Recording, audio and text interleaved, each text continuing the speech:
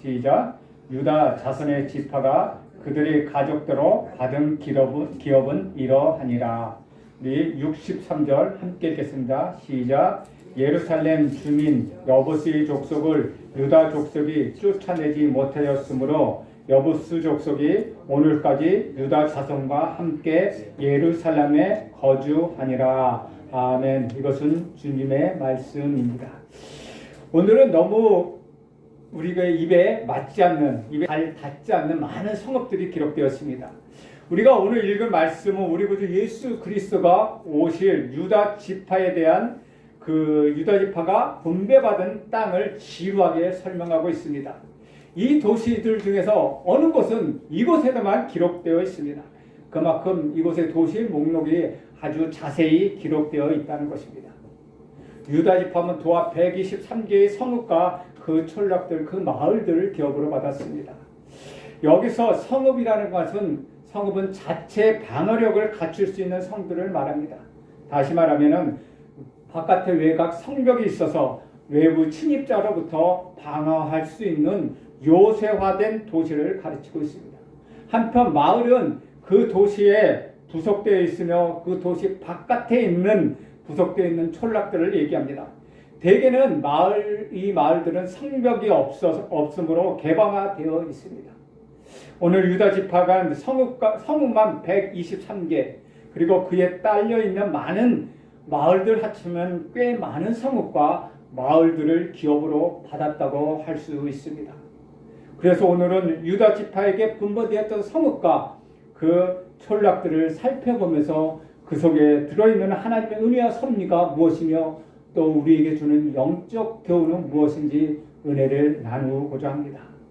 첫 번째로 유다 지파는 땅을 분배받은 것은 하나님의 은혜였지만 그들이 감당할 부분이 있다는 것입니다.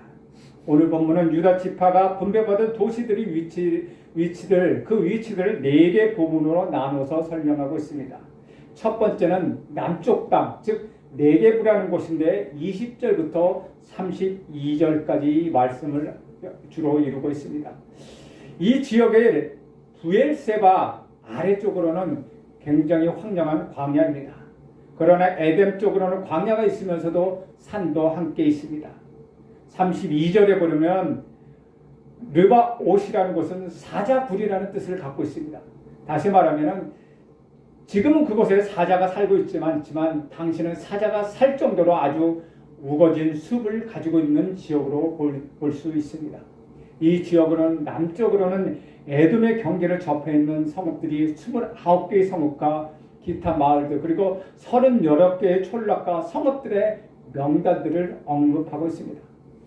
아마도 이 성읍들은 정착 과정에서 추가되었을 것으로 생각됩니다. 그리고 사해 바다 건너편은 에돔 땅으로서 지금의 요르단 땅을 가리키고 있습니다. 두 번째 지역은 평지 쉐팔레라는 지역으로서 33절부터 47절까지 말씀입니다. 이 평지라는 것은 산지와 해안 지역 평야 사이에 있는 구름 지역을 얘기합니다. 평지 성읍은 11개의 성읍, 16개의 성읍, 5개의 성읍, 그리고 에글론, 아스롯, 가사를 묶어서 4개의 그룹으로 기록하고 있습니다. 여기는 애굽 시내와 지중해를 경계로 하고 있습니다. 특히 45절에서 47절까지 블레셋 사람들의 5도시, 즉 에글론과 아스롯과 가사와 가드와 아스다롯 가운데에서 3곳, 즉 에글론과 아스돗과 가사만을 언급하고 있습니다. 이것은 블레셋 땅이 유다 지파의 영향력에 벗어나 있다는 것입니다. 그리고 나중에 다윗 시대에 그 블레셋 지역이 유다 땅에 편입되었다는 것을 보여주고 있습니다. 사무엘하 8장 1절에 이렇게 기록하고 있습니다. 그 후에 다윗이 블레셋 사람들을 쳐서 항복을 받고 블레셋 사람들의 손에서 메덱 암마를 빼앗았더라. 평지는 비교적 편안하게 양식을 얻을 수 있는 지역으로서 살기에 매우 적합한 곳입니다.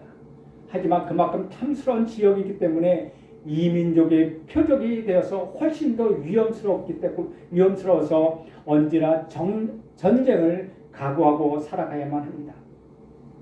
분배받은 땅을 우리 20절에 보면은 뭐라고 기록해 있습니까?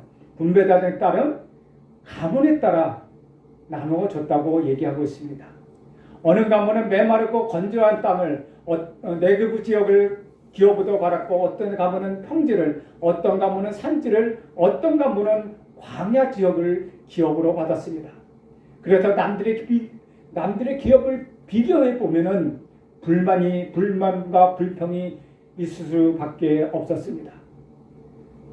그러나 애굽의 종살이와 한 조각의 땅이 없었던 광야 생활을 생각한다면은 그것은 말할 수 없는 은혜였고 또 비할 수 없는 그들에게는 선물이었습니다. 사람의 기준과 그 잣대로는 어떤 분배로 완벽하게 모든 사람들을 만족시킬 수가 없었습니다. 그러나 하나님은 누구나 열심히 일하면 자기의 몫을 얻을 수 있다는 것을, 또 그것을 공평하게 나눠 주신다는 것입니다. 혹시 더 좋은 땅을 받아 더 많이 거둔다 하더라도 부족한 이웃에게 그 남은 것을 흘려보내는 것입니다. 그것이 사랑으로 이루어지는 진정한 공평과 정의를 얘기하고 있습니다. 그래서 우리는 지금 내게 주신 자리가 하나님이 주신 최적의 자리임을 믿고 그 자리에서 최선의 하나님 나라를 일궈야 나가야 하는 것입니다.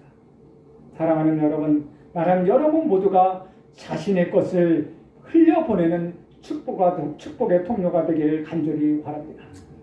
세 번째는 산지 하르라는 곳입니다. 48절에서 60절까지 얘기하고 있습니다. 이 하르는 이스라엘의 주요 무대로서 예루살렘을 중심으로 하여 위로부터 아래 산지, 다시 말하면 헤브론까지 지역으로 이어지고 있습니다. 이 산지에는 11개의 성읍과 9개의 성읍과 10개의 성읍, 또 6개의 성읍, 2개의 성읍, 이렇게 5개의 그룹을 나누면서 36개의 성읍을 언급하고 있습니다. 블레셋 평지와 유대 산지 사이에는 작은 구릉인 쉐팔레 지역, 즉 평지 지역에는 5개의 골짜기가 있었습니다. 그래서 이 성읍들은 유다에게 주어진 복된 일일 뿐만 아니라 유다가 짊어져야 할 사명이기도 했습니다. 약속하신 땅은 하나님의 은혜로 주셨지만은 거저 얻은 것이 아니었습니다. 이 땅은 믿음으로 나서고 순종하며 싸워서 얻을 수 있었다는 것입니다. 사랑하는 여러분, 하나님의 부름을 받은 하나님의 군사로서 저와 여러분 믿음으로 정복해야 할 영역은 무엇입니까? 우리에게 하나님이 약속하신 하나님 나라는 이미 시작되었지만 아직 완성되지 않았습니다. 세상은 여전히 하나님 나라를 거부하며 완강히 저항하고 있습니다. 이러한 저항은 하나님 나라가 이 땅에 임할 때까지 끝나지 않을 것입니다. 네 번째는 광야 미드바르 지역을 얘기하고 있습니다. 60절에서 62절까지 얘기입니다. 이 광야에는 사해 서편으로부터 길게 이어지는 곳을 얘기하고 있습니다. 여기에는 엔게디와 쿰남 동굴이 이곳에 위치하고 있습니다. 광야의 성읍은 벳 아라밧, 미딘, 스가갈, 립산, 염성, 엔게디 6개 성이 있다고 얘기하고 있습니다. 이 지역은 사해의 서쪽으로 접하고 있으며 메마른 광야 지대를 얘기하고 있습니다. 이 지역은 대부분 지중해의 수면보다 매우 낮은 지역으로서 홍해의 백길로 내려가는 아라랏 길에 조성되어 있는 성읍들이었습니다. 이처럼 지금까지 우리가 살펴본 것처럼 유다 지파 사람들이 기업으로 분배받은 땅을 들어가 보면은 어떤 것은 평지이고 어떤 것은 산지이고 또 어떤 지역은 광야 지역이며 또 국경지대와 인접하여 있습니다. 아마 평지에 들어간 사람들은 자신들이 이렇게 생각할지도 모릅니다. 나는 행운아라고 생각할지도 모릅니다. 산지에 들어간 사람은 어쩌면 평지보다 더 좋다고 생각하는 사람들도 있었을 것입니다. 왜냐하면 산지는 적을 침입을 효율적으로 막을 수 있기 때문입니다. 그러나 광야 지역에 들어간 사람이나 사막 지역에 들어간 사람들은 매우 불편했을 것입니다. 왜냐하면 사막 지역은 강수량도 적고 사막 열풍 때문에 살기가 쉽지 않았습니다. 실은 광야지대보다 더 좋지 않은 곳이 있습니다. 바로 국경지대입니다. 옛날이나 지금이나 국정지대는 늘 불안하지 않습니까? 그러나 그것은 그들은 불평불만을 하지 않았습니다. 일심으로 들어가 그들의 성읍을 차지하고 생계를 열었습니다. 각 지역마다 그들이 차지한 성읍의 이름이 남김없이 열거된 것을 보면은 그들이 얼마나 열심히 그 땅을 가꾸고 차지했는가를 우리는 알 수 있습니다. 어쩌면 활당받은 땅이 그들의 운명이라고 그들은 생각했을지도 모릅니다. 그 땅은 그 땅 나름대로 자신들이 손수 제비를 뽑아서 얻은 땅이기 때문이다. 즉 하나님께서 그 경계를 정해 주셨기 때문에 그들은 그것을 운명이라고 생각했을지도 모릅니다. 이처럼 성읍들의 이름들을 자세하게 언급하고 있는 이유는 아마도 유다가 장자의 자격을 차지한 기업이 얼마나 풍요로운 것인지 보여주기 위함입니다. 그러나 유다는 이후에 이 중에 상당한 부분을 시므온 지파나 단 지파에게 분깃으로 나누어 주었습니다. 많이 나누는 것이 가장 많이 가진 것입니다. 한편 각 지파는 자기 기업에 따라서 그 경제가 결정되었다는 것을 우리는 눈여겨볼 필요가 있습니다. 이것은 비록 아무리 힘을 가지고 있다고 해도 자기 의미대로 지경을 확장시켜 나갈 수는 없다는 것을 보여주고 있습니다. 강한 자일수록 하나님께서 정해주신 구역을 알고 자족하는 자세가 필요하다는 것입니다. 그런데 그 무엇보다도 이런 성읍들을 자세히 기억하고 있는 또 다른 중요한 이유가 있습니다. 그것은 첫 번째, 가나안 땅 전체가 하나님이 약속의 성취를 이루어 주신 것을 나타내기 위함이었습니다. 두 번째는 유다 지파가 차지한 성읍을 자세히 기록한 것은 그리스도께서 이 지파를 통하여 탄생하였을 뿐만 아니라 이 지파가 속한 성읍들에서 그리스도께서 나오셨기 때문에 아주 자세히 기록하고 있는 것입니다. 세 번째는 유다 지파의 성읍들이 하나님의 섭리로 분배된 것이지 자기들이 기업을 굳게 지켜나가기 위하여 기록하였다고는 볼 수 없는 것입니다. 분명히 유다 지파와 그들의 성읍들은 그리스도 대신 우리 구주 예수 그리스도에 탄생할 것이기 때문에 유다 지파들은 자기들이 정해진 그 성읍을 굳게 지켜야만 했습니다. 네 번째로는 유다 지파의 성읍인 베들레헴에서 그리스도 대신 우리 구주 예수 그리스도께서 탄생하셨는데 오늘 본문에 보면 유다가 분배받은 성읍에는 그 베들레헴을 찾아볼 수가 없다는 것입니다. 미가서 5장 2절에는 이렇게 기록하고 있습니다. 우리 화면에 있으니까 함께 읽겠습니다. 시작. 베들레헴 에브라다야 너는 유다 족속 중에 작을지라도 이스라엘을 다스릴 자가 네게서 네게로 나올 것이라. 그들의 근본은 상고에 영원에 있느니라. 베들레헴은 유다 지파의 수많은 성읍들 중에서 아주 작은 곳임을 우리는 알 수 있습니다. 그래서 그 이름이 적혀있지 않는 것으로 생각됩니다. 우리 구주 예수 그리스도께서는 자기가 관계하는 곳에 영광을 주시기 위하여 오신 분이지 그것으로부터 영광을 받으시기 위해서 이 땅에 오신 분이 아니었습니다. 실제로 이스라엘 지역은 매우 좁은 지역이었습니다. 그 이스라엘 지역을 다 크기를 합치면 우리나라의 경상도 크기 정도입니다. 그러므로 유다가 아무리 많은 땅을 분배받았다 하더라도 그 땅은 더욱더 작아 보였습니다. 그런데 그 작은 땅에 자연적인 지형들이 매우 다양하다는 것입니다. 조금 전에 유다 지파의 내부를 들여다본 것처럼 유다 지파 사람들이 모두 다 좋은 땅을 차지한 것은 아니었습니다. 다양하게 많은 땅을 가졌다는 것은 그만큼 관리하기가 힘들 뿐만 아니라 약 123개의 성읍들은 또한 비어있는 땅이 아니었습니다. 가나안 족속이 살고 있었기 때문에 그들과 싸워서 점령해야 하는 땅이었습니다. 흔히 유다족 지파가 축복받은 많은 땅을 차지했다고 합니다. 물론 맞는 말입니다. 하지만 그것을 점령하기 위해서 그들은 치열한 싸움을 해야 했습니다. 이것이 바로 유다 지파가 감당해야 할 부분이었습니다. 우리의 신앙생활도 마찬가지입니다. 하나님을 믿는다는 것, 신앙을 가지고 그 길을 걷는다는 것은 은혜인 것은 분명합니다. 또한 우리에게 감당할 부분이 있다는 것입니다. 우리 주님이 우리의 명예를 지셨다고 하셨지만 동시에 우리도 주님의 명예를 지라고 말씀하십니다. 성도 된다는 것은 축복된 이름이 분명합니다. 그러나 그 축복이 세상에서 말하는 평탄한 길을 얘기하는 것은 아닙니다. 때로는 그들이 그 길이 고통이 될 수도 있습니다. 때로는 그들이 산악이요 험난한 광야길이 될 수도 있습니다. 그럼에도 이스라엘에게서 그 길이 기쁨이 되는 것은 그것을 차지하는 자가 그 성읍을 가질 수 있기 때문입니다. 사랑하는 여러분, 우리가 주님의 말씀을 따라 살면은 어려움이 올 때가 많습니다. 그러나 그것을 잘 감당해내면은 하나님이 주시는 큰 은혜를 우리는 맛볼 수가 있습니다. 이 세상에서 환난을 당하지만은 담대하라고 우리 주님이 말씀하십니다. 그 여정의 끝에 나를 맞이해 주시는 우리 주님이 계시기 때문입니다. 하지만 지금 당장은 그 길이 쉽지 않습니다. 참으로 어려운 걸음을 걸어야 할 때가 너무나도 많습니다. 유다 지파 사람들 중에 어떤 사람은 비옥한 땅을 가졌지만 어떤 사람은 사막의 성읍에 들어갔습니다. 누가 비옥한 땅을 두고 사막으로 가고 싶었겠습니까? 누가 자기 가족을 데리고 어두운 골짜기로 들어가겠습니까?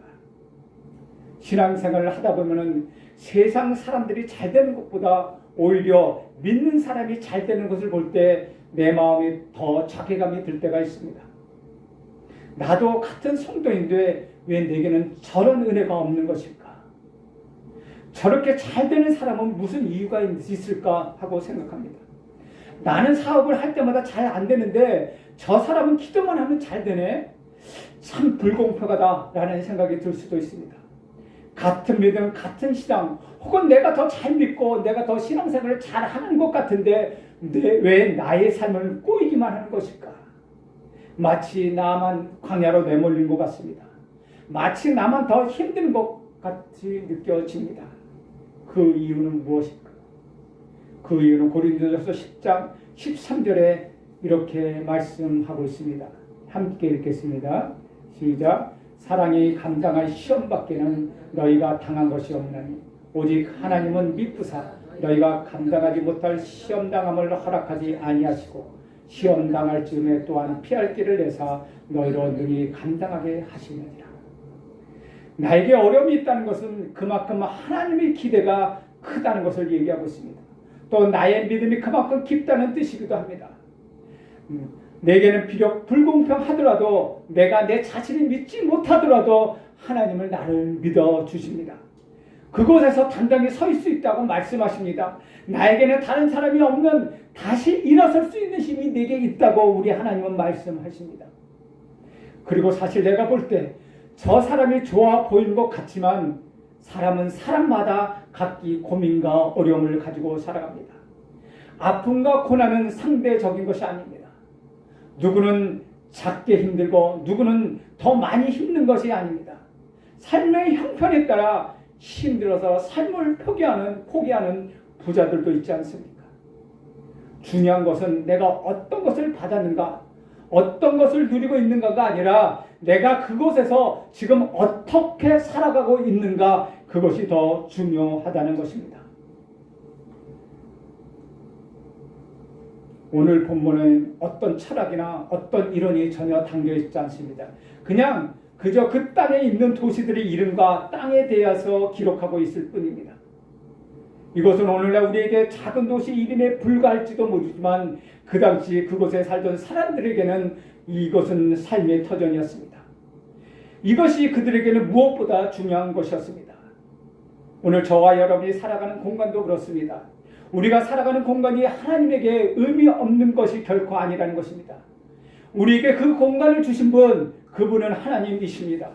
그러기에 우리가 살아가는 공간이 척박한 네게브와 같은 곳이거나 아니면 산지거나 아니면 평지거나 아니면 광야이든 그것은 중요하지 않습니다.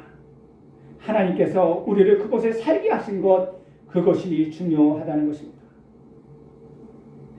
그 장소는 하나님이 우리보다 더 잘 알고 계십니다. 그렇기 때문에 우리는 그 장소의 단점이 아니라 그 장소에서 주신 하나님의 은혜를 알고 하나님의 뜻을 이루어가는 삶을 살아야만 합니다. 지금까지 우리는 유다 지파가 그 가문별로 제비를 뽑아 분배받은 땅과 성읍이 그 지역에 따라 에돔 경계에 근접하고 있는 네게부 지역, 그리고 애굽 시내와 지중해로 뻗어가는 평지 지역, 산악 지역, 광야 지역으로 나누어 보았습니다. 이것은 모든 인간의 여러 가지 모습을 말해주고 있습니다. 남방 지역은 소외된 자, 평지는 억누르고 압박당한 자, 산악지대는 부유하고 권세 있는 자, 광야지대는 험난하고 고달픈 삶을 치러가는 지친 인생들을 의미하고 있습니다. 또한 123개의 성읍은 유다 지파의 큰 축복을 누리는 역사의 기록이며 계속해서 이스라엘의 장작적인 주도권을 행사하는 핵심적인 통치 세력임을 잘 보여주고 있습니다. 그래서 우리 하나님은 이것을 통하여서 우리 하나님은 반드시 약속을 이루시는 분이다라는 것을 보여주고 있습니다. 두 번째는 우리 하나님이 주시기는 주시되 아주 풍성하게 주시는 분임을 기록하고 있다는 것입니다. 430년 동안 애굽에서 종살이하고 40년간 광야에서 방황했던 이스라엘 민족이 가나안 족속들을 쫓아내고 그 땅의 주인이 되었다는 것은 실로 기적과 같은 일이었습니다. 그러나 그보다도 더 놀라운 기적은 우리 구주 예수 그리스도께서 죽음과 부활을 통하여서 우리 모두를 구원하시기 위하여 이 땅에 오셨다는 사실입니다. 또한 이 사실을 믿는 자들은 하나님의 자녀로 삼으시고 하나님 나라를 유업으로 주셨습니다. 그리고 세상에 그 어떤 것과 비교할 수 없는 하나님 나라가 우리 구주 예수 그리스도를 영접함으로 인하여서 우리 마음에 이미 이루어졌습니다. 그런데 우리는 이 하나님의 나라를 세우고 확장시키기 위하여 하나님의 사명을 받았다는 것, 그것 또한 우리에게 큰 영광이었습니다. 사랑하는 여러분, 이 세상에서 여러분에게 주어진 사명을 감당할 때 우리는 영혼 가운데 살아갈 수가 있습니다. 그러기에 나는 영혼을 바라보며 주어진 사명을 잘 감당하는 여러분 모두가 되기를 축원드립니다. 두 번째로는 죄의 세력과는 절대 타협하지 말라는 것입니다. 믿음으로 시작하는 것은 누구나 할 수 있습니다. 그러나 믿음으로 마무리하는 사람은 아주 소수입니다. 처음은 누구나 담대하게 시작할 수 있습니다. 그러나 끝까지 담대한 사람은 소수입니다. 처음 마음을 끝까지 견지하고 주님 앞에 서는 사람, 그 사람이 참된 믿음의 소유자입니다. 우리 예수님을 다메섹 도상에서 만난 사도 바울이 끝까지 그 복음을 위하여 흔들림 없이 자신의 사명을 잘 감당하였습니다. 그러기에 길리기아와 밤빌리아의 바다를 지나 로마를 향해 가는 자신의 여정이 하나님의 섭리의 일부분이라는 것을 의심하지 않고 살아갈 수 있었던 것은 그가 다메섹 도상에서 만났던 우리 구주 예수 그리스도에 대한 그의 처음 마음이 그때까지 변하지 않았기 때문입니다. 오늘 이 시대를 살아가는 사람들은 급격히 변화하는 세계에 적응하느라고 애쓰며 살아가고 있습니다. 일하는 업무 환경도 변하고 우리가 살아가는 사회 환경, 정치 환경, 경제적 여건이 급격히 변화하는 시대에 우리는 살고 있습니다. 이에 뒤처지지 않게 우리는 부단히 노력하고 애를 씁니다. 그러나 바뀌어서는 안 되는 것, 그것이 하나 있습니다. 우리가 예수님을 처음 만났을 때 그 마음은 결코 변하지 말아야 합니다. 그분을 처음 내 삶의 주인으로 모셨을 때 그 떨림과 그 감격과 한 번도 접해보지 못했던 영원한 세계로의 첫발을 내딛는 그 순수함을 우리는 결코 잊어서는 안 됩니다. 오히려 시간이 지나면 지날수록 우리 주님을 향한 우리 마음을 더욱 더 깊어져야 하는 것입니다. 예수님을 믿은 지 1년 지나고 2년 지나고 5년, 10년, 20년, 30년이 시간이 지나면 지날수록 우리 예수님을 향한 우리의 처음인 마음이 변질되는 것이 아니라 오히려 더 우리 예수님을 향한 사랑이 깊어지고 뜨거워져야 하는 것입니다.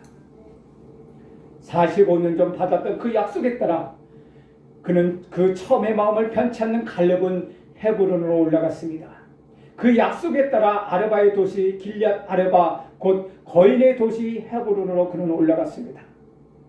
헤브론에는 당시 모든 사람들이 이름만 들어도 벌벌벌 떨리는 거인족의 용사 사명제가 살고 있었습니다.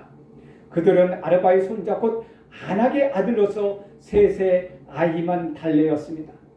하나님에 대한 처음 마음, 즉 하나님의 약속에 대한 초심을 잃지 않았던 85세의 갈렙이 당시 거인 용사로 유명한 이 삼형제를 물리쳤다는 사실은 다른 이스라엘 사람들에게 용기를 주기에 충분했다는 것입니다.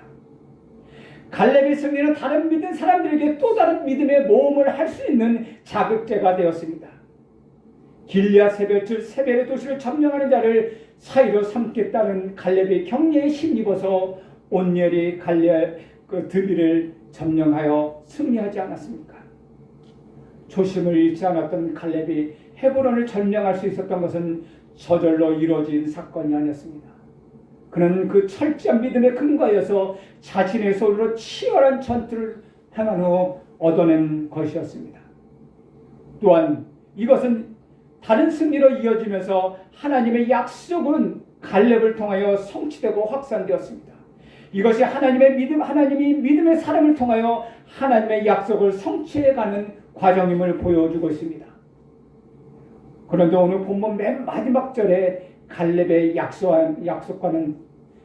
갈렙의 역사 약속에 성취하는 대조적인 한 사건을 언급하고 있습니다. 우리 63절 한 목소리로 읽겠습니다. 시작. 예루살렘 주민 여부수 족속을 유다 족속이 쫓아다니지 못하였으므로 여부수 족속이 오늘까지 유다 족속과 함께 예루살렘에 거주하니라. 유다 족속이 어떤 족속을 쫓아다니지 못하였습니까? 유다 족속이 받은 기업의 경계와 성읍의 수는 그들이 장자 지파로서 얼마나 큰 은혜와 복을 받고 있는지 보여주기엔 충분하였습니다. 하지만 이 모든 속의 뒤에 마지막에 불길한 것을 암시하고 있습니다. 이토록 놀라운 은혜와 기업을 받았음에도 불구하고 그들을 행하지 않은 일을 언급하고 있기 때문입니다. 그들은 예루살렘 주민 여부수 족속을 쫓아내지 못하였습니다. 그 이유는 무엇일까요? 하나님은 그들에게 승리를 주시겠다고 약속하셨습니다. 그렇다면 이유는 결국 그들의 나태함과 어리석음과 불신앙 때문이었습니다. 그들이 분배받은 땅에서 안주하기를 택했고 해야 할 순종을 뒤로 미루었습니다. 그 결과 예루살렘의 여부수 족속은 다윗 시대에 이르기까지 계속해서 이스라엘을 찌르는 가시와 올무가 되었다는 것입니다. 쫓아다니지 못했기 때문에 어쩔 수 없이 그들과 함께 살아야만 했습니다. 그 중에 예루살렘 성은 이미 여호수아가 깃을 꺾어놓은 상태였지만 유다 지파는 그 땅에 살고 있는 여부수 족속들을 다 쫓아내지 못했습니다. 여호수아는 예루살렘 왕 아도니세덱이 아모리 왕과의 동맹을 맺고 이스라엘과 싸워 나왔을 때 그들을 모두 물리치고 죽여버렸습니다. 그러나 그때 예루살렘을 취하지 않았습니다. 사사시대에 대해서 비로소 유다와 시몬 지파가 예루살렘 성을 정복하였습니다. 그러나 이스라엘이 산주한 남방과 평지의 가나안 족속에 신경 쓰고 싸우는 동안 여부수 족속들은 다시 예루살렘 성을 재건하였습니다. 이처럼 여부수 족속은 계속해서 이스라엘 자손들 곁에서 이스라엘의 존립과 정체성을 위협하였습니다. 그래서 오늘 성경은 이 일에 대하여 예루살렘 거민 여부수 사람을 유다 족속이 쫓아내지 못하였다고 기록하고 있는 것입니다. 그러므로 유다 지파가 예루살렘 성에서 여부수 족속을 남겨둔 것은 참으로 중대한 실수였습니다. 더더욱이 하나님이 가나안 족속을 멸절하려고 하신 데는 합당한 이유가 있었습니다. 신명기서 2장 18절에는 이렇게 기록하고 있습니다. 이는 그들의 신에게 행하는 모든 가증한 일을 너희에게 가르쳐 본받게 하여 너희가 너희 하나님 여호와께 범죄하게 할까 함이니라. 하나님께서 이스라엘 백성에게 가나안 족속을 멸망시키라고 하는 명령의 이유는 두 가지로 볼 수 있습니다. 첫 번째는 가나안 족속의 패역함에 대한 하나님의 심판이었고, 두 번째는 그들이 필시 이스라엘 백성을 범죄케 하는 원인이 될까 하여 염려되었기 때문입니다. 그러나 이스라엘은 유다 지파 자신의 영내에서 예루살렘의 거민 여부수 족속을 남겨두었듯이 각 지파들도 자기들이 영내에서 가나안 족속을 조금씩 남겨둠으로 인하여 결국 그들은 죄를 범하게 되고 멸망하고 말았습니다. 이 사실을 오늘 우리에게 무엇을 가르쳐 주고 있습니까? 오늘 우리에게 어떤 교훈을 말해주고 있는 것입니까? 우리 가운데 있는 죄악은 작은 꼬투리 하나라도 남겨주어서는 안 된다는 것입니다. 죄악은 우리 눈에 당장 대수롭지 않게 보일지라도 작은 죄악은 점점점 자라나서 마침내 우리를 삼키게 될 것입니다. 죄악을 제거할 때는 작은 꼬투리조차도 남김없이 철저히 없애버려야 합니다. 이 평범한 진리를 항상 기억하고 실천할 때 우리는 하나님의 거룩한 백성답게 살아갈 수 있는 것입니다. 주 안에서 사랑하는 여러분, 여러분 안에는 적당히 타협하고 들어선 죄악은 무엇입니까? 하나님은 명을 받았을 때 그 명령대로 쳐서 멸명하는 대신에 타협하고 어정쩡하게 동거를 택한 그러한 죄악은 무엇입니까? 그것은 진정한 평화와 안식의 길이 아닙니다. 죄의 세력은 어떤 명분이 있어도 그들과 결코 타협하지 마십시오. 지금까지 우리가 살펴본 것처럼 갈렙이 헤브론을 점령할 것과 대조적인 유다 지파의 예루살렘 거민인 여부스 족속을 쫓아내지 못하였습니다.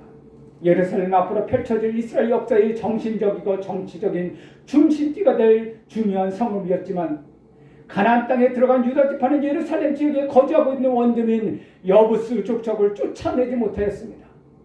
하나님이 유다 족속에 약속하셔서 주신 땅을 갈렙은 취하였지만 다른 유다 지파 사람들은 그것을 취하지 못했습니다. 그렇다면 여부스 족속을 완전히 퇴치한 시기는 언제였을까요? 바로 이 시점으로부터 400여 년이 지난 다윗 때야 비로소 완전히 여부스 족속을 쫓아낼 수 있었습니다. 그제야 다윗을 통하여 예루살렘이 통일 이스라엘 수도가 될 수 있었습니다. 예루살렘 땅은 이스라엘에게 주신 하나님의 약속이 유다 지파를 통하여 이루어지지 못함에 따라서 400년이 지나는 동안 예루살렘 지역에는 여부스 족속과 이스라엘 간의 긴장과 다툼이 지속될 수밖에 없었습니다. 헤브론에는 갈렙이 그 땅을 정복한 이후에 평화가 지속되었지만 예루살렘은 이후 400년 동안이나 하나님이 약속하신 평화가 지연되고 미루어졌다는 것입니다. 그런데 여기서 눈여겨볼 것은 아무리 찾아보라도 우리 예수님께서 태어나는 베들레헴을 보이지 않습니다. 우리는 여기서 베들레헴이 정말 유다의 수백 개의 고을 중에 작은 곳이라는 것을 확인할 수 있었습니다. 예수님은 베들레헴의 가장 작은 잣속에 오시는 그런 분이었습니다. 또 한 가지 예루살렘이 여전히 여부스 사람들이 지배하에 있었다는 것입니다.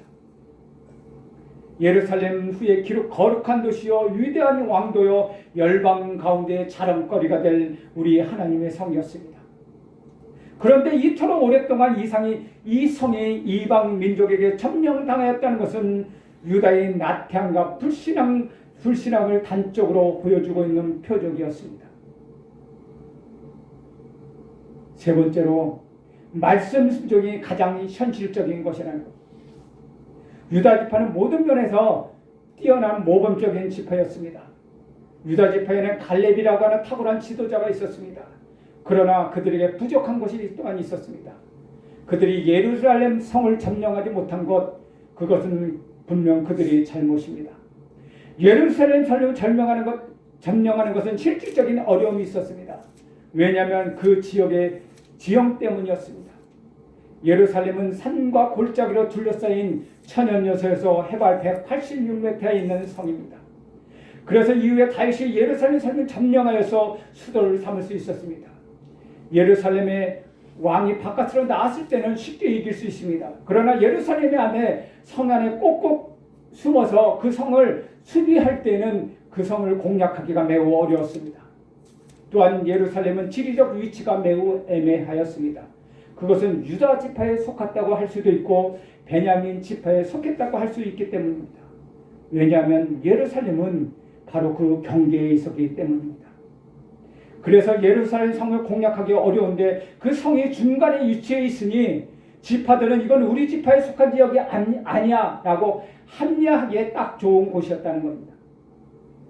그러니 지리적으로 현실적인 어려움과 그 이유 때문에 결국 유다 지파는 이 시대의 예루살렘 성을 점령하지 못하였습니다. 이처럼 유다 지파가 예루살렘 성을 점령하는 것이 현실적인 어려움이 있었던 것도 분명합니다. 그러나 그것은 하나님의 명령이라는 더 분명한 현실을 놓치고 말았다는 것입니다.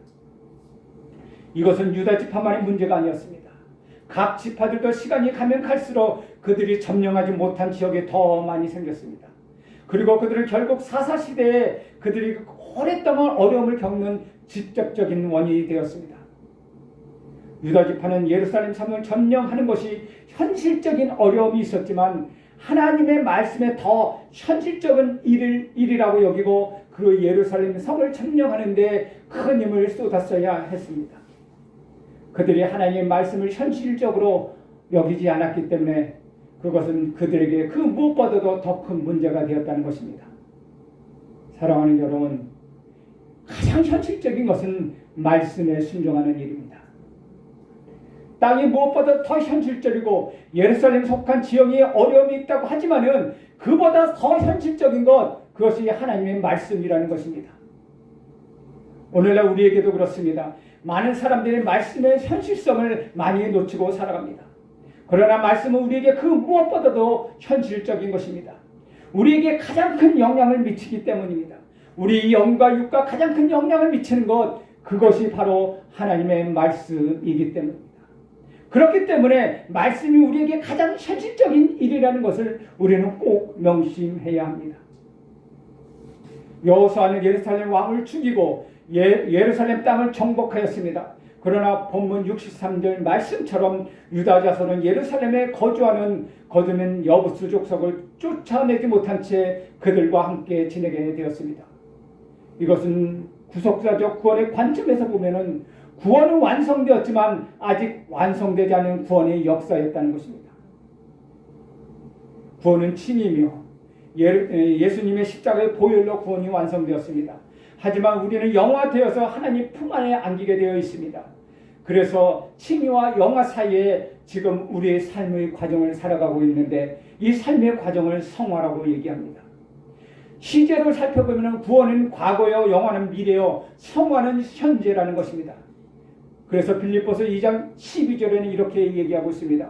그러므로 나의 사랑하는 자들아, 너희가 나 있을 때뿐 아니라 더욱 지금 나 없을 때도 항상 복종하며 두렵고 떨림으로 너희 구원을 이루라 라고 말씀하고 있는 것입니다. 하나님은 우리들이 사는 이 땅을 결코 무시하지 않습니다.